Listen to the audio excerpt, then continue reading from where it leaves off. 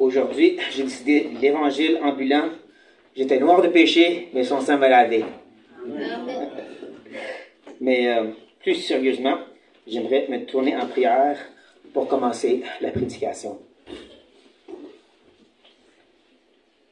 Merci éternel d'être celui qui est pour nous. Non seulement tu nous secours devant les tentations, mais tu nous as sauvés aussi de l'enfer. Tu nous as rachetés de nouvelles manières de vivre.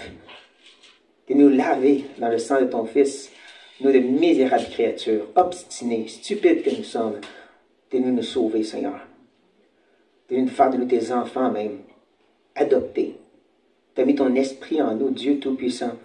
Le Créateur habite en nous. Il s'occupe de nous. Il nous prépare une place. Et tout ceci, c'est grâce, parce qu'on ne mérite rien. On est ici ce matin parce qu'on est reconnaissant de toutes ces choses. Parce qu'on veut se réjouir que Christ est ressuscité et chanter les louanges de notre Dieu. On est aussi ici parce qu'on veut être enseigné par toi, oh Dieu. Je te prie d'être avec le prédicateur dans toutes ses faiblesses humaines pour pouvoir adéquatement et bien exprimer les vérités de ta parole. Chaque mot, chaque phrase, qu'il ressorte du texte et parle au cœur de mes frères et sœurs. Toi seul, tu connais leurs besoins ce matin. Ce qu'ils doivent entendre, ce qu'ils ont besoin d'entendre, et qu'ils ne veulent pas entendre. Je te prie, Père, de venir leur parler. De venir transpercer par l'épée de la parole nos cœurs endurcis et nos esprits entêtés. Et venir nous transformer à l'image de Christ. Justement, on veut se mettre au pied de Christ. C'est ce moment où est-ce qu'il t'a prié. Où est-ce qu'il a intercédé pour les disciples futurs et présents. Pour nous maintenant aussi, justement. Et on veut se nourrir de cette incroyable prière. Ce beau moment dans toute l'histoire, dans lequel, oh Dieu, tu as eu cette interaction extraordinaire, le Père et le Fils, et que nous avons le droit d'écouter et d'être enseignés. Mais c'est ça qu'on veut. On veut que tu nous instruis selon qui tu es. Et on demande donc, rends-nous attentifs. On veut bien écouter, mais aussi rends-nous actifs dans ces choses. On veut mettre en pratique. On veut marcher cette semaine avec ces vérités en nous, nous guidant comme une lumière sur notre sentier. On sait pas qu'on ne va pas toujours se rappeler tous les détails de l'enseignement, mais l'impact, on prie qu'il reste avec nous. Donc, Seigneur, dirige-nous, enseigne-nous, transforme-nous, on prie, par le merveilleux nom de Jésus-Christ. Amen. Amen. Petite question pour vous ce matin. Comment va votre relation de prière? Est-ce qu'elle a un peu de difficulté? Est-ce que vous priez dans votre tête? C'est-tu possible des fois que vos pensées divaguent et se détournent? Il faut les ramener. Quand on prie à haute voix, est-ce que vous arrivez des fois de bégayer sur vos mots, vous trébuchez, ou même vous répétez? Moi, je sais que c'est le cas. Et même si on m'a souvent dit que mes prières peuvent être très éloquentes et beaux et saturées de la parole, je sais qu'ils sont loin d'être celles que Christ a faites, ici dans Jean 17. Elle est poétique, elle est de toute beauté, elle est parfaite. Pourtant, Jésus va se répéter. Dans le texte qu'on va regarder ce matin, les versets 11 à 15, il va se répéter énormément. Il va répéter beaucoup d'idées aussi. Mais aucune des répétitions sont vaines et inutiles. Mais ils sont en train de nous enseigner. Même que c'est Jésus, le Fils, qui parle avec le Père. Il y a une réalité où est-ce que, comme la Bible nous dit, toutes les Écritures sont ditement inspirées et utiles pour nous enseigner. Ce n'est pas juste une prière qu'il fait pour nous, c'est aussi qu'il nous enseigne par cette prière. C'est ça qu'on veut regarder ensemble ce matin, en continuant à avancer dans cette prière sacerdotale. On veut aussi le contexte, donc on va relire du verset 1 jusqu'au verset 15. Donc, je commence, chapitre 17 de Jean, et le verset 1. Jean 17. Après avoir ainsi parlé, Jésus, levant les yeux au Père, et dit, Père, l'heure est venue, glorifie ton Fils, afin que ton Fils te glorifie, selon que tu lui as donné pouvoir sur toute chair, afin qu'il accorde la vie éternelle à tous ceux que tu lui as donnés. Or, la vie éternelle, c'est qu'ils te connaissent, toi, le seul vrai Dieu, et celui que tu as envoyé, Jésus-Christ. Je t'ai glorifié sur la terre.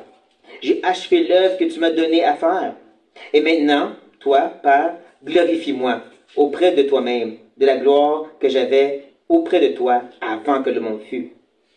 J'ai fait connaître ton nom aux hommes que tu m'as donnés. Du milieu du monde, ils étaient à toi et tu me les as donnés et ils ont gardé ta parole. Maintenant, ils ont connu que tout ce que tu as donné vient de toi, car je leur ai donné les paroles que tu m'as données. Et ils ont reçu, ils ont vraiment connu que je suis sorti de toi et ils ont cru que tu m'as envoyé. C'est pour eux que je prie. Je ne prie pas pour le monde, mais pour ceux que tu m'as donnés, parce qu'ils sont à toi. Et tout ce qui est à toi est à moi, et ce qui est à toi est à moi. Je suis glorifié en eux. Maintenant, notre texte. Je ne suis plus dans le monde, ils sont dans le monde, et je vais à toi. Père Saint, garde en ton nom ceux que tu m'as donnés, afin qu'ils soient un, comme nous. Lorsque j'étais avec eux dans le monde, je les gardais en ton nom. J'ai gardé ceux que tu m'as donnés, et aucun d'eux ne s'est perdu, sinon le fils de perdition, afin que l'écriture fût accomplie. Et maintenant, je vais à toi, et je dis ces choses dans le monde, afin qu'ils aient en eux ma joie parfaite. Je leur ai donné ta parole, et le monde les a haïs, parce qu'ils ne sont pas du monde, comme moi, je ne suis pas du monde. Je ne te prie pas de les ôter du monde, mais de les préserver du mal.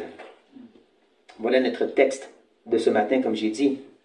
Et en revenant sur le texte d'avant, on peut voir comment cette prière sacerdotale d'intercession commence par Jésus, qui prie pour lui-même, pour qu'il soit glorifié.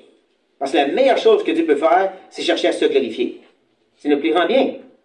Même qu'on comprend que la gloire que Jésus recherchait, c'est la croix, par laquelle il donne la vie éternelle à ceux qui sont à lui. En plus, il commence ensuite à expliquer pourquoi il prie pour ces gens-là et pourquoi le Père devrait répondre. Parce qu'ils sont les élus, très simplement dit. Un sujet qui va revenir encore et encore dans cette prière sacerdotale. On va le revoir encore ce matin dans le texte. Et c'est ça qui nous amène maintenant au début de la requête. Et comme j'ai déjà mentionné, sa requête est très simple en réalité. Tout ce que Jésus demande, c'est dans un sens, bâtis mon Église. Il demande que les disciples soient mis à part, sanctifiés, et qu'ils soient un. Ça, c'est l'Église. Mais on voit bien qu'il y a plus que juste une phrase ici. C'est beaucoup plus que ça, la requête de Jésus. Et comme je dis, il n'y a aucune des paroles de Jésus qui sont vaines ou inutiles. Et c'est ça qu'on va découvrir ensemble. Quelles sont les richesses de ces paroles? Donc Jésus commence au verset 11 en disant, « Je ne suis plus dans le monde. » Encore une fois, Jésus utilise le temps présent, mais pour une réalité qui n'est pas présente. Je ne suis plus dans le monde, pourtant Jésus est encore dans le monde présentement. Même qu'il reste encore 40 jours et plus dans le monde. Pourtant, il dit, je ne suis plus temps présent dans le monde. Parce qu'encore une fois, il parle selon cette divinité, cette réalité du Dieu qui est éternel et hors du temps, où est-ce que toutes choses sont accomplies pour lui. Je ne suis plus là. Ce n'est plus ma réalité. Mais en réalité, même, il est en train de présenter le fait qu'il est ce Dieu transcendant, qui n'est pas dans le monde, justement, qui n'est pas comme le monde. Dieu est séparé de sa grande création. Aussi merveilleuse qu'elle peut l'être, elle n'est pas comme Dieu. Justement, la phrase « dans le monde » va revenir à chacun des versets qu'on regarde. Chacun des 5 versets va voir cette expression « dans le monde »,« du monde »,« le monde » revenir encore et encore. C'est une de ces répétitions que je mentionnais, qui est très riche en réalité. Parce que là, on est déjà en train de voir que ce que Jésus est en train de dire, c'est qu'il n'est pas de ce monde. Il est séparé de cette réalité terrestre. Et ça, c'est important pour qu'est-ce qu'il est en train d'enseigner et de demander au Père, comme on va voir en avançant. Parce qu'il ajoute aussi, en contraste au verset 11, « et ils sont dans le monde ». Comprenez? Ça dit « et », mais c'est un contraste qui est devant nous. Jésus n'est pas dans le monde, mais eux sont dans le monde. C'est un contraste, ça. Il est séparé de la réalité, eux sont encore dans cette réalité. C'est un beau contraste qui est devant nous, et un contraste qui va être développé plus qu'on avance dans notre texte. On va voir à quel point, justement, qu'il est dans cette distinction d'être dans le monde, mais en même temps ne pas être dans le monde. Mais avant ça, Jésus va aller maintenant dans le futur. Oui, il va dire, « Et je vais à toi ». Pour Jésus être consistant dans sa grammaire, il aurait dû dire, « Je ne suis plus dans le monde et je suis avec toi ». Ça, c'est la bonne grammaire. Le temps présent, je suis avec toi. Mais il dit, « Je vais à toi ». Dans le futur. Parce que là, présentement, il parle de son humanité. La réalité qui a encore 40 jours à arriver. et encore la mort et la résurrection qui est à venir. Il est en train de se promener entre la réalité divine et éternelle et la réalité terrestre. Je ne suis plus du monde, mais en même temps, je dois rester dans le monde et m'en aller vers toi. On voit Jésus se promener entre les deux réalités pour encore nous rappeler ces deux réalités, d'être dans le monde, mais ne pas être dans le monde en même temps. C'est beau, n'est-ce pas? Et donc, Jésus commence cette requête, mais quand il commence, c'est important, il nomme le Père Saint. Il aurait pu simplement dire Père. Il a commencé sa prière en invoquant le Père seulement. Mais ici, il prend le temps qu'il mentionne qu'il est saint. Pas pour rien. C'est quoi sa requête, justement, comme je l'ai dit, de sanctifier les disciples, les mettre à part. Et donc, qui d'autre invoquer que le Dieu qui est à part? Celui qui est 3 fois saint, qui est vraiment pas comme ces créatures, comme j'ai dit, qui est justement transcendant, au-dessus de, pas comme nous. Un excellent rappel pour nous que même si Dieu utilise des fois un langage humain pour se présenter, il n'est pas comme nous. Pas parce qu'il dit qu'il est notre Père, ça veut dire que, ben moi je suis un Père, j'agis comme ça, donc Dieu est comme ça. Non, pas mal ça marche. Dieu est la définition de qu'est-ce qu'est un Père. Pas moi, pas nous. Et ça c'est important de se le rappeler. Dieu est saint, autre que. C'est lui qui l'invoque, et les disciples l'entendent invoquer le Père qui est saint. Parce qu'il va justement ajouter, commencer sa requête en disant, garde en ton nom, préserve-les, protège-les, sanctifie-les, mets-les à part. Là, il dit en ton nom. Et ça, c'est intéressant, ça. Qu'est-ce qu'il veut dire par cette expression en ton nom? Mais dans les psaumes, on voit que son nom est rattaché à sa puissance. D'être délivré par son nom, ça veut dire délivré par la puissance de Dieu. Mais c'est ce qu'il veut dire ici, sa puissance. Je n'en crois pas. Je ne crois pas pour plusieurs raisons. La première, on le trouve dans le verset 6 de notre propre texte. J'ai fait connaître ton nom aux hommes. J'ai révélé, j'ai manifesté, j'ai présenté le nom dans le sens de la personne de Dieu. On comprend qu'il n'y a pas juste présenté la puissance de Dieu, comme si certains croient que c'est juste à propos des miracles. Non, ce n'est pas. Il a aussi présenté la bonté de Dieu, la sagesse de Dieu, la grâce de Dieu, l'amour de Dieu. Il a présenté la totalité de qui est Dieu devant ce peuple. Et donc, quand il parle de garder en ton nom, on a déjà une idée qu'est-ce qu'il veut dire par le nom de Dieu, la personne de Dieu, dans cette totalité. Et à mesure qu'on va avancer dans notre texte, on va voir qu'il va aussi parler de la parole. Où est-ce qu'encore on voit la révélation totale de qui est Dieu.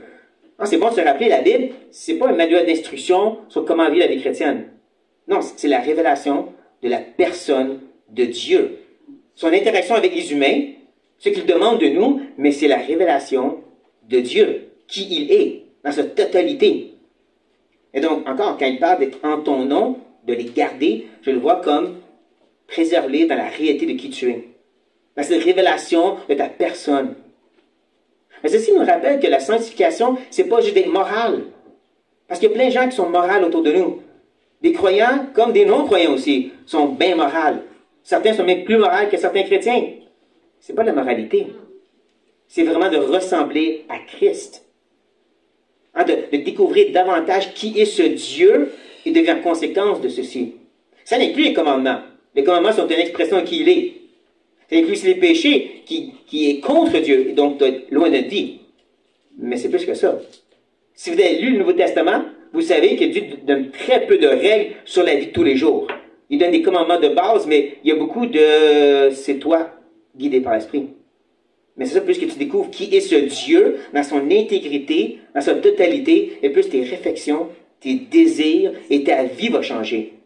Tu vas vraiment ressembler à Christ.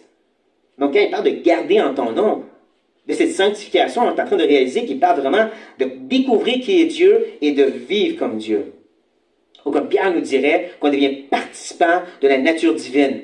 Pas qu'on devient des petits dieux, mais qu'on vient à exemplifier et vivre à l'image de notre grand Dieu. De là l'importance de justement davantage découvrir qui est ce Dieu.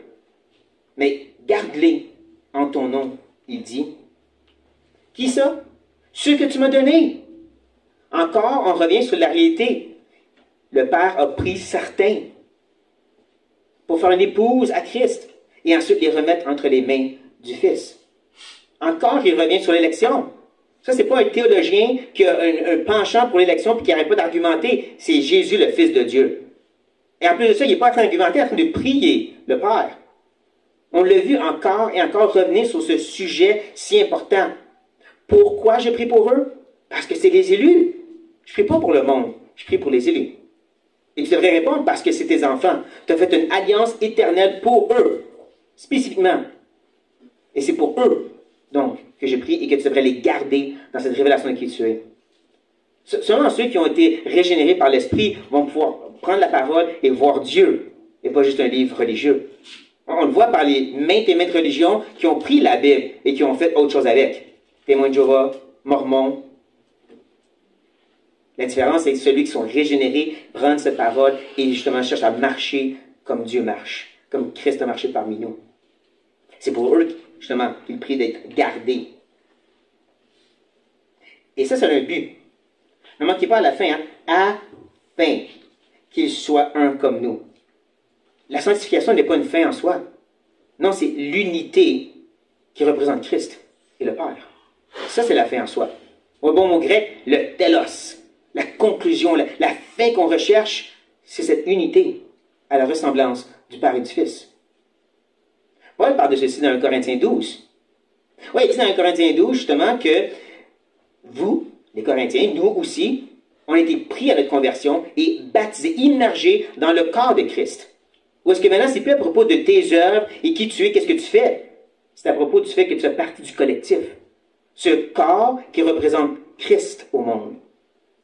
C'est ça, comme il dit, le but. Le but de cette sanctification, c'est pas que toi, tu sois un super chrétien, puis que tout le monde soit épaté de toi. C'est pas à propos du fait de moi, je marche avec le Seigneur, puis ma relation avec lui. Non. C'est à propos de comment on vit ensemble et on représente Christ ensemble. Ça, c'est le but de sa prière.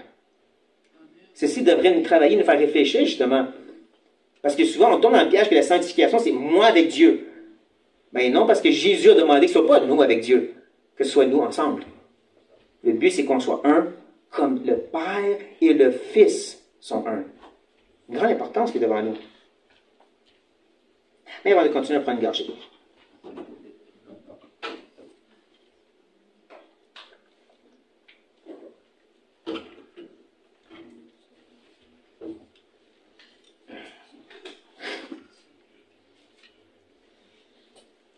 Parce que maintenant, notre cher Sauveur va revenir dans le temps. Ouais, il va dire au verset 12, « Lorsque j'étais avec eux dans le monde. » Là, il recule dans le passé. On l'a vu dans le présent. « Je ne suis plus dans ce monde. » Il a parlé ensuite du futur. « Je m'en vais vers toi. » Là, il recule dans le temps quand j'étais avec eux. Il reparle de ce moment, de ce temps d'incarnation. Ce temps où est-ce qu'il enseignait les disciples. Ce temps où est-ce qu'il a présenté le Père au monde. Et qu'il présentait l'Évangile aux gens. Il recule dans le temps. C'est important parce qu'il revient dans le monde dans un sens. Il dit qu'il s'en allait du monde, mais là, il revient dans le monde. C'est important qu'est-ce qu'il fait ici. Pourquoi il se retourne dans le monde? Et encore, ne manquez pas l'expression, dans le monde. Je les ai gardés en ton nom. Ça, c'est important. Parce qu'on l'a vu, cette idée, justement, qui demande au Père de les garder dans son nom. Il dit, c'est ça que moi, je faisais sur la terre. C'est drôle à quel point qu'on peut manquer que la mission de Jésus, c'était pas juste de mourir à la croix. Il devait révéler le Père. Il devrait aussi garder ce qui avait été donné entre ses mains dans la révélation du Père. Dans cette connaissance de qui est ce Dieu, pour qu'il puisse ensuite le partager aux autres. Donc, nous voyons qu'il le dit, ce qu'il a fait sur la terre, c'est qu'il les a gardés dans cette révélation, dans cette connaissance de ce Dieu. Et il va même répéter encore, j'ai gardé ce que tu m'as donné. Il revient encore sur l'élection. Il est dérangeant ce gars-là. Il revient encore sur ce même sujet. Ceux que tu m'as donnés, je les ai gardés. Il répète 2 fois l'idée. Il les a gardés. On l'a vu, là, 2 fois. Et en plus, il ajoute, et aucun d'eux ne s'est perdu. De façon catégorique. Ceci devrait nous encourager dans un sens, parce que c'est ces mêmes disciples qui vont douter, pas tout comprendre, pas questionner beaucoup de choses, et même Pierre va presque se noyer dans son doute. Littéralement se noyer. C'est les mêmes gens qui disent qu'il n'a pas perdu. C'est ces mêmes gens qui ensuite vont douter et s'en aller. Et même le renier. Mais ils parlent ici de façon catégorique. Ils ne sont pas perdus. C'est encourageant pour nous parce qu'on va tomber. Désolé de vous le dire. Et il y en a même qui vont détourner des fois un peu trop. Un des premiers ici. Mais on n'est jamais ultimement perdu. Parce qu'on est dans sa main. Tu marches très loin parce que la main de Dieu est très longue. Mais tu ne tombes pas en bas. Mais c'est pas rassurant, ça? Quand tu regardes les apôtres, puis tu te dis, wow, ils font dur. Pierre, il en a fait des erreurs. Pierre, il fait reprendre par Paul plus tard. Mais il n'a pas été perdu. Il n'a pas été perdu. C'est beau, ça. Et là, c'est là que Jésus va se contredire. Parce qu'il va ajouter, sinon, le fils de perdition. Ça devrait faire friser nos oreilles un peu. Parce que Jésus a parlé de façon catégorique. Je les ai gardés, ils ne sont pas perdus, sinon le fait que je n'ai perdu un. Oh, t'as vu de quoi? C'est ça, il y a une contradiction qu'il fait ici. Et c'est pas pour rien. Cette contradiction est présentée pour nous faire réfléchir, là. Pour avoir notre attention présentement sur ce fils de perdition et la réalité de ceux qui ne peuvent pas se perdre. Jude nous dit, après avoir parlé de ceux qui sont faux dans l'Église, de ceux qui sont dangereux, de ceux qui vont brûler et qu'il faut en secourir certains, il dit que le Père va nous garder de cette grande chute. L'expression qu'il donne à la fin de toute chute, c'est l'idée vraiment de la grande apostasie. C'est lui qui va nous préserver de ça. C'est lui qui fait la différence entre le fait que tu es vraiment d'un des élus et que tu es ceux qui vont être perdus. Et là, voici qu'il présente la réalité. Où est-ce qu'il y en a qui ne sont jamais perdus et il y en a un qui est le fils de perdition? Il y a une raison pour ça. Mais je dirais plusieurs. Premièrement, l'expression fils de perdition revient une autre fois dans le Nouveau Testament. Dans 2 Thessaloniciens chapitre 2. Lorsqu'il parle justement de l'Antichrist, qui est le fils de perdition. Est-ce que ceci veut dire que Judas est le fils de perdition? Oui puis non. Jean nous dit qu'il y a déjà présentement des antichrists. Il y a déjà de ceux qui sont contre Christ.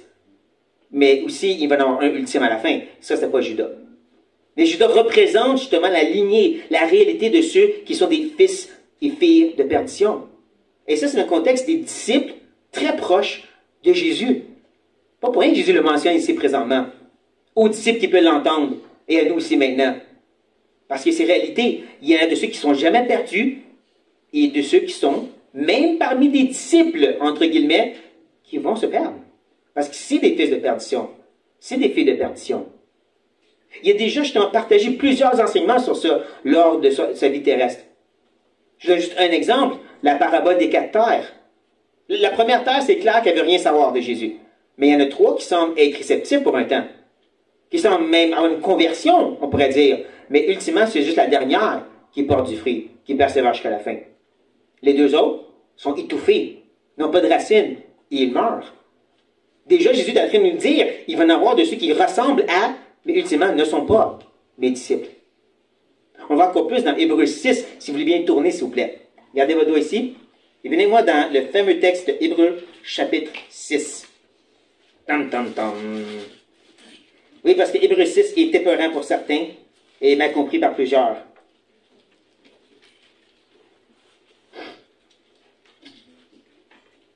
Je rappelle que l'Épître aux Hébreux est écrit à l'Église dont certains sont en train de se détourner de la foi.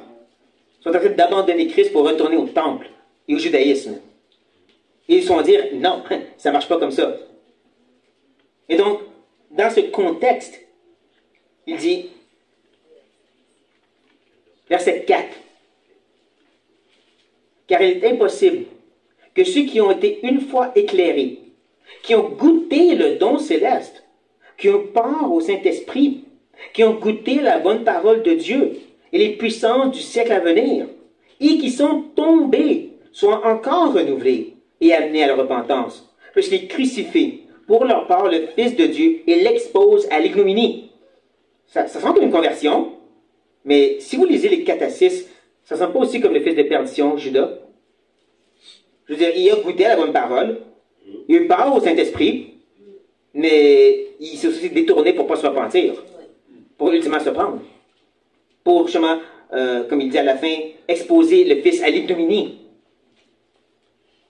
Pourtant, pendant ce temps sur la terre, il ne semblait pas comme ce fils de perdition. Il y a de ceux qui vont sembler être, mais parce qu'ils finissent par être perdus, ils ne sont pas des fils de Dieu ou des filles de Dieu. Comme je dis, le fait que Jésus prend le temps de le mentionner de façon si contradictoire, c'est pour nous faire raisonner sur ça. Les disciples, nous maintenant, nous faire comprendre. Et comme il dit à la fin, il y a un but, afin que l'Écriture fût accomplie. Si on revient dans le texte, désolé, si on revient dans le texte, l'Écriture doit être accomplie. C'est là qu'il veut en venir, ultimement. Parce que comme je dis, l'important, ça va être sur la parole de Dieu, cette révélation de qui est le Seigneur. On va le voir pourquoi, en avançant. Ne me devancez pas. Mais ne manquez pas justement que le but ici, c'est que l'Écriture doit être accomplie. Vous comprenez que ça parle de la prophétie, c'est sûr. Ça parle de la prophétie sur Judas. Hein, celui qui mange avec moi lève le pied contre moi, David nous dit. Ça, c'est Judas. Mais c'est plus que les prophéties accomplies. C'est toute la vérité de comment Dieu se présente dans la parole qui doit être reconnue comme véridique. Comme Dieu est en vérité et homme menteur. C'est ça l'idée aussi que les Écritures doivent être accomplies. Ce que Dieu dit doit être reconnu comme vérité certaine, dans tous les sens possibles, parce que c'est ça qui va les aider au fur et à mesure qu'on avance dans le texte. C'est cette parole qu'il leur a partagée qui vont avoir de besoin pour avancer. Genre, on va le voir en avançant. Verset 13. Et maintenant, je vais à toi. Ah, ça, c'est intéressant. Est-ce que vous voyez comment Jésus prend les deux temps de verbe en même temps? Maintenant, présent, je vais à toi, futur. En même temps, dans la même phrase. Maintenant, la réalité qui est déjà présentée, maintenant, je ne suis plus dans ce monde. Maintenant, je vais à toi. Et il nous rappelle justement cette réalité de cette divinité, cette humanité devant nous. Il est de ce Dieu transcendant, mais aussi l'homme qui marche parmi nous, le Fils de Dieu, le Fils de l'homme. Celui qui doit passer par la croix, la résurrection et ultimement l'ascension. Maintenant, je vais à toi. Mais même si il s'en va vers le Père, il laisse derrière quelque chose d'important. Et je dis ces choses dans le monde. Voilà l'expression encore. Dans le monde. Il faut bien comprendre, lorsqu'il présente cette idée qu'il dit ces choses, hein, ces paroles, dans le monde, il fait comprendre que c'est les écrits qu'il laisse derrière. Hein, comme Pierre, dans 2 Pierre, qui mentionne le fait que je vais m'assurer que les vérités que je vous ai enseignées vont rester avec vous. Il veut dire quoi par ça? L'épître de Pierre. Il veut dire ses enseignements, écrits, laissés derrière. Dans le discours de la chambre haute, Jésus va prendre le temps de mentionner que quand l'Esprit va venir, il va les 11, enseigner tout ce que je vous ai dit et vous donner toute autre chose. Est-ce que ceci veut dire que l'Esprit revient pour chaque disciple à chaque génération pour nous enseigner sur de Jésus? Non. Ça veut dire que ces hommes vont être mandatés pour nous le donner par écrit. Justement, quand on pense, là, oui, c'est l'épître de Paul aux Corinthiens, mais c'est aussi techniquement l'épître de Jésus aux Corinthiens. Oui, c'est Pierre qui écrit aux églises de la Galatie et ainsi de suite. C'est aussi Jésus qui écrit à ces églises. Parce qu'ils ont été mandatés pour ça. Ça, c'est les paroles, les choses qu'il a dit, qu'il laisse dans le monde pour nous. Et je ne vais pas exagérer par mes propos, parce que, comme je dis, on va avancer, on va voir. C'est la parole, c'est la Bible qu'il laisse derrière pour nous, qui va être d'un grand bénéfice pour les disciples. Il va justement dire que ces écrits, ces choses qu'il a dit dans le monde, c'est afin qu'ils. Quoi? Qu'est-ce qu'ils vont avoir? C'est quoi le but? Qu'ils aient en eux la joie parfaite. Cette joie parfaite se trouve dans les écrits et je vais vous le prouver. Pas parce que vous en avez besoin, mais gardez votre doigt ici et retournez dans Jean 15 pour un instant. Parce que dans Jean 15, on a le fameux passage. Jésus qui appelle tous à demeurer en lui. Dans le sens de, justement, se cacher dans son œuvre. Sa vie, sa mort et sa résurrection. Demeurer en ça. Et ensuite, il leur dit, au verset 11, je vous ai dit ces choses afin que ma joie soit en vous et que votre joie soit parfaite. C'est l'enseignement qu'il leur donne. C'est la vérité qu'il laisse derrière dans le monde qui va leur donner cette joie. Vous comprenez? Ça inclut les belles promesses de Dieu. Il prépare une place. Il va venir nous chercher. Le fait qu'il prend soin de nous maintenant. Ça inclut aussi des promesses comme Dieu nous a non seulement fait la grâce de croire en lui, mais de souffrir aussi pour lui. Ou comme Pierre qui nous dit justement que les épreuves que nous vivons ont été données justement pour purifier notre foi. Ou Jacques qui nous parle aussi que ce qu'on vit, c'est pour nous transformer l'image de Christ. En toute chose concourt à ce bien-là. C'est toutes ces belles promesses mises ensemble en tension. C'est pas juste les belles choses qu'on aime bien, c'est tous, encore, la totalité des Écritures qui doivent s'accomplir. C'est toutes ces vérités en tension qui vont nous amener la joie. On parlait dans l'auto, mon frère, ce contentement en Christ, qu'on soit riche ou pauvre. Il Il y en a qui penchent un peu trop sur les riches, puis d'autres un peu trop sur le pauvre, parce qu'ils pensent que c'est ça le contentement. Mais non, c'est Christ le contentement. Peu importe les circonstances. La parole nous enseigne ça. Mais c'est pas juste la parole, parce que dans le chapitre 16 de Jean, donc sauter d'un chapitre,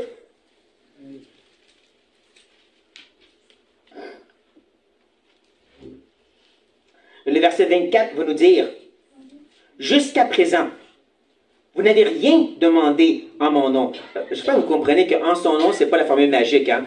Dis le nom de Jésus, puis Dieu va dire n'importe quoi que tu veux. Non. Non, le nom de Jésus, c'est encore son œuvre, sa vie, sa mort, sa résurrection dans laquelle tu te caches. Tu te caches dans sa justice. Tu te caches dans son état de fils. Et tu approches le Père comme ça. Là, le Père va prendre soin de toi. Je continue. Demandez et vous recevrez afin que votre joie soit parfaite. Ça aussi, c'est des promesses de la parole. Déchargez-vous sur lui, il va prendre soin de vous. Parce qu'il vous aime, parce qu'il va vraiment bien. Mais que son esprit va nous guider par des soupirs inexprimables. Encore, ce n'est pas des prières, Dieu donne-moi qu'est-ce que je veux. C'est plus l'idée, je te remets ce fardeau et je te laisse en occuper comme tu veux. Parce que je sais qui tu es. Parce que ta parole me l'a dit. C'est ça qui amène cette joie qu'il promet quand on revient dans notre petit texte. C'est ces choses qu'il a laissées derrière dans le monde pour qu'ils aient cette joie parfaite. C'est vraiment cette soumission à la totalité de sa parole qui amène cette joie parfaite.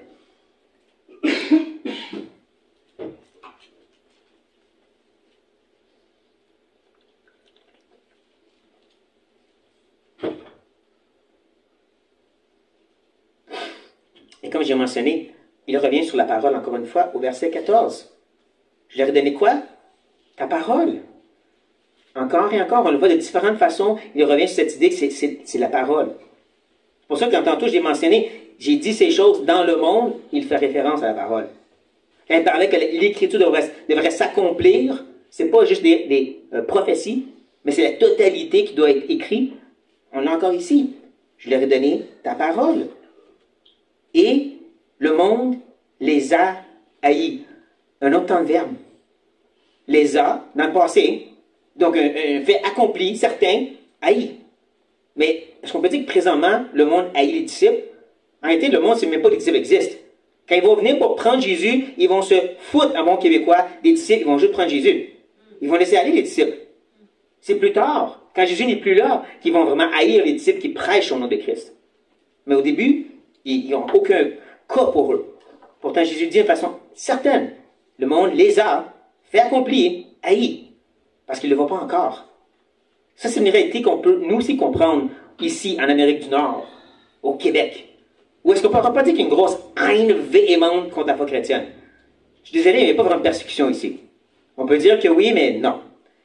Allez au Nigeria, où est-ce que des hommes armés se promènent de village en village et tuent tout ce qui est chrétien.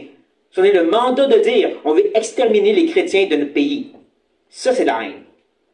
Allez dans un pays musulman, où est-ce que si tu te convertis, premièrement, ta famille va te torturer pour que tu te reconvertisses, et sinon, ils vont te tuer le plus violemment possible. Ça, c'est de la haine. Ici, il y a peut-être de la frustration, mais de dire une haine véhémente, elle n'est pas encore vécue. Mais Jésus nous dit qu'elle est quand même là. Parce que le monde est contre Dieu. Le monde a cette haine contre tout ce qui est de Dieu. Parce qu'on est en Christ, parce qu'on est ses ambassadeurs, on représente, il y a cette haine. Même si on ne l'expérimente pas, elle est là. Et Jésus le rappelle ici. Parce qu'on est dessus, justement, qui s'accroche à sa parole. Il explique justement, c'est parce qu'il, il y a une raison. Parce qu'ils ne sont pas du monde. Ça devrait peser sur notre cœur un peu. Vous comprenez, quand il dit que c'est pas du monde, il ne veut pas dire qu'ils ne font pas des choses un peu mondaines. Ils n'écoutent pas de certains films et certaines musiques. Ouh, non. Et pas de ce monde, ça veut dire vraiment qu'ils sont différents du monde. Encore, on l'a vu, hein. Garde-les dans ta révélation de qui tu es toi. C'est à ça que ça peut ressembler aux chrétiens. Mais si on est honnête, ici en Amérique du Nord, on a de la misère avec ça. On laisse beaucoup la culture et la mentalité de ce monde présent infecter comment on choisit et qu'on agit. J'étais le seul à l'avouer ce matin, mais c'est le cas. Je sais que c'est le cas dans ma vie. Je ne peux pas dire de façon catégorique, je ne suis pas du monde, moi. Non. Je me laisse infecter et affecter par les mentalités de ce monde, par les intérêts de ce monde. Je ne peux pas dire que je vis 100% comme un citoyen des cieux et tout ce que je veux, c'est honorer Christ 24 heures sur 24. Pourtant, Jésus dit, ils ne sont pas de ce monde. Même que, juste pour rendre plus lourd, il ajoute, comme moi, je ne suis pas du monde. Qui ici va dire, moi je suis vraiment comme Christ, séparé du monde complètement? Si oui, repentez-vous maintenant, parce que c'est pas vrai. C'est pas vrai. Ce qui est devant nous, il y a une certaine lourdeur quand même qui devrait nous provoquer à se questionner sur nos décisions, sur nos actions, sur nos désirs. Nous amener justement à rechercher davantage de garder dans la révélation de qui est Dieu. Encore pas juste quelques bons commandements et quelques péchés que je garde hors de ma vie. Oh, moi je ne touche pas à ça. Non, plonge dans les Écritures, vois qui est Dieu vraiment et ensuite regarde dans le miroir. Ouais, ça fait dur. N'empêche, Jésus dit, ils ne sont pas de façon catégorique du monde, comme moi je ne suis pas du monde. On pourrait dire, c'est ça l'ultime qu'on devrait viser. On devrait être encouragé même par cette réalité-là, parce que Jésus est en train de prier pour nous. Ton travail n'est pas en vain. Et le danger, bien sûr, c'est d'aller dans l'extrême. C'est pour ça qu'il ajoute, pour le dernier verset ce matin, je ne te prie pas de les ôter du monde. Alors ça, c'était une erreur qui s'est passée à travers toute l'histoire chrétienne. Hein, que ce soit les moines ou les sœurs catholiques, mais même dans le monde chrétien de nos jours. Je connais des gens qui veulent avoir des communes chrétiennes. On se sépare du monde. Jésus a dit, ne les ôte pas du monde. On peut vivre des fois avec une mentalité, je ne veux pas trop interagir avec les gens à mon travail. Ils sont trop mondains. Je ne veux pas aller trop voir ma famille, papa de Jésus. Je te prie, je ne te prie pas de les ôter du monde. On t'appelle la lumière et le sel de la terre. Pour ça, il faut que tu sois dans le monde. Comme il a commencé la prière, hein? Moi, je ne suis pas dans le monde. Moi, je m'en vais à toi. Mais eux sont encore là. C'est un rappel pour les disciples. Vous êtes encore ici. Mais vous n'êtes pas du monde, comme moi, je ne suis pas du monde. Je dirais que c'est beaucoup plus difficile de vivre dans le monde, dans cette culture, le plonger dedans et pas leur ressembler, que c'est de juste se séparer puis vivre dans une petite commune chrétienne où tout le monde s'encourage à être bon. Beaucoup plus difficile, la première étape. Mais c'est cela que Jésus veut. En même temps, il va bien sûr ajouter, mais de les préserver du mal, ou du malin pour être encore plus clair. Un peu comme la fameuse prière de notre Père, hein? Ne nous induis pas en tentation, mais délivre-nous du malin, de l'ennemi. L'ennemi qui utilise les armes comme la culture et la chair pour nous amener en tentation et dans le péché. Préserve-les, garde-les, protège-les de ce malin, sans les envies du monde. Voici, comme je dis, l'appel que Dieu met sur notre cœur ce matin, qui devrait nous amener à se questionner en cette semaine, honnêtement, là, devant Dieu. De ne pas sortir d'ici et dire, oh, je ne suis pas si pire que ça au moins. Non, non, non, non. De sortir d'ici, honnêtement, cherchant à sonder nos cœurs. À quel point est-ce que je peux vraiment dire, je ne suis pas de ce monde, dans mes décisions, dans mes actions, tout en étant dans ce monde, tout en étant parmi eux. Et qui peut vraiment dire, ça me dérange parce qu'il n'est pas comme moi. Pas parce qu'il est moral, parce qu'il n'est pas comme moi, lui. Il représente Christ. Mais soyons encouragés parce que Jésus n'a pas commencé sa prière en disant, les disciples, je vous encourage de vous garder dans Christ. Je vous demande de vous préserver du malin. Non, il a demandé le Père à le faire. C'est un bon rappel, ça. C'est l'œuvre de Dieu qui est devant nous. Il y a beaucoup de programmes chrétiens qui vont vous aider à délivrer de certains péchés. Des choses que tu dois faire, des étapes, et ainsi de suite. Des bons programmes pour aider les chrétiens à devenir matures. Je ne suis pas contre ces programmes, mais souvent l'accent est mis sur ton effort. La prière de Jésus, c'est le Père va le faire. C'est un excellent rappel, ça. Le Père va le faire. Même que la parole nous dit la même chose. Je vais vous montrer quelques exemples. Revenez dans Hébreux. On a fini avec notre texte. Revenez dans Hébreux, au chapitre 13, s'il vous plaît. Hébreux, chapitre 13. Encore, rappelez-vous, l'épître aux Hébreux est un épître vraiment qui provoque et qui encourage la persévérance dans des temps difficiles. Les églises, l'église à laquelle il se réfère, ils vivaient des persécutions intenses. Et aucun doute. Ils sont faits en prison, ils ont perdu leurs biens, mais ils se font dire, au chapitre 12 surtout, relevez vos bras, fortifiez vos genoux, continuez à avancer, regardez à Christ, psaume demandant. Regardez comment il termine cette merveilleuse exhortation. Verset 20. Que le Dieu de paix, qui a ramené d'entre les morts le grand pasteur des brebis, par le sang d'une alliance éternelle, notre Seigneur Jésus, vous rende capable de toute bonne œuvre pour l'accomplissement de sa volonté et fasse en vous ce qui lui est agréable par Jésus-Christ, auquel soit la gloire au siècle des siècles. Amen. Ne manquez pas, hein, l'accomplissement des œuvres, ça c'est nous. On a certainement une part, mais rendre capable, ça c'est lui. Et en plus, il fasse en vous ce qui lui est agréable. Ça c'est aussi lui. C'est pas tout. Reculez un peu et aller dans Thessaloniciens. Chapitre 5 de 1 Thessaloniciens. C'est juste un petit détour vers l'arrière. Et encore, 1 Thessaloniciens chapitre 5, c'est rempli d'exhortations. Priez sans cesse. Waouh, je ne suis pas là. C'est des exhortations qu'il demande. Mais il termine ces exhortations en disant au verset 23 que le Dieu de paix vous sanctifie lui-même tout entier et que tout votre être, l'esprit, l'âme et le corps soient conservés, irrépréhensibles lors de l'avènement de notre Seigneur Jésus-Christ. C'est lourd ça. Celui qui vous a appelé est fidèle et c'est lui qui le fera. Oh, wow. C'est plus léger ça. C'est ça la réalité qui est devant nous. Ceci n'exclut pas notre part à jouer, mais elle nous rappelle que c'est Dieu qui donne le vouloir et le faire. Ben, quand on travaille notre salut, il ne donne pas juste le faire, il donne aussi le vouloir, la motivation de le faire.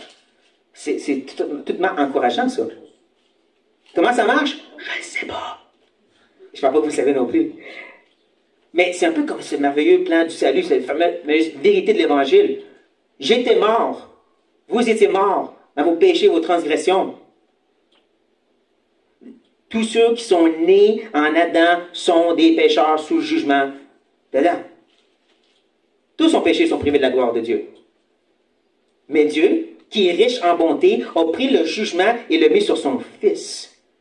C'est lui qui a marché et qui a vécu la vie parfaite qu'on n'était pas capable. Et ensuite, qui est devenu péché à notre place. Qui est mort pour nos péchés et ressuscité pour notre justification. La Bible nous appelle à se repentir et à croire. En même temps, la Bible nous dit qu'il nous donne la capacité de se repentir et de croire. C'est un mystère trop grand pour nous. C'est l'œuvre de Dieu. Encore, je ne comprends pas pleinement. Ce que je sais, c'est que pendant 50 ans, mon frère m'amenait à l'église et je ne comprenais rien de ce qui se passait. Mais un jour, dans sa chambre, il m'explique encore l'Évangile et là, les yeux m'ont ouvert. Là, je comprenais que j'étais pécheur et que Christ est mort pour moi. Cette soirée même, j'ai demandé de me sauver. Est-ce que je suis devenu un super chrétien après ça? Vraiment pas! J'ai arrêté d'aller à l'église. J'étais première dans le monde. Mais je n'étais pas content. C'était comme du gravier dans ma bouche. De plus en plus, je cherchais Dieu dans la prière et de plus en plus, je me sentais guidé à retourner à l'église. C'est pas quelqu'un qui venait me dire va à l'église, c'est Saint-Esprit. Est-ce que rendu à l'église, j'ai eu un changement radical et je suis devenu un super chrétien? Vraiment pas. Il y a encore plein de choses que le Seigneur est en train de délivrer. 30 ans plus tard, je suis encore en sanctification. Est-ce que je suis différent du premier? Oui. Est-ce que je comprends comment c'est marché? Non. Mais c'est Dieu qui l'a fait. Celui qui a commencé cette bonne œuvre va la terminer. Vous avez bien compris la phrase, hein? Il ne dit pas, celui qui a commencé cette bonne œuvre, si tu te soumets, si tu fais ta part, si tu en fais assez, là, il va le compléter. Non, c'est pas ça que ça dit. Celui qui a commencé cette bonne œuvre va, certain, la compléter. N'est-ce pas une rassurance, ça? N'est-ce pas encourageant, comme j'ai dit, que nos efforts de grandir cette semaine ne sont pas vains? Parce que, justement, Dieu est à l'œuvre sur la prière que Jésus a faite pour nous. Soyons encouragés et prions pour terminer. Oh oui, Père, nous te remercions. Parce que nous savons que c'est toi, de toute éternité, qui nous a aimés et on ne comprend pas pourquoi. Nous, on est reconnaissants.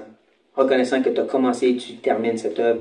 Reconnaissant pour ta patience envers nous, pour ta bonté, ta fermeté aussi, oh Dieu. Que tu ne laisses pas justement s'en aller obstinément dans nos désirs et nos penchants. Mais en même temps, Père, on est provoqué, on est dérangé parce que ce que Jésus a dit, on ne veut pas être comme le monde. On ne veut pas être du monde. Et on demande d'examiner nos cœurs. Honnêtement, sincèrement, Père, je te prie pour chacun de mes frères et sœurs ici, de ne pas quitter indifférent, mais de quitter cette semaine en sondant leur cœur, pour ne pas être du monde, comme Christ n'est pas du monde. Comme il est ce Dieu transcendant, séparé de autre que, même quand il était sur la terre.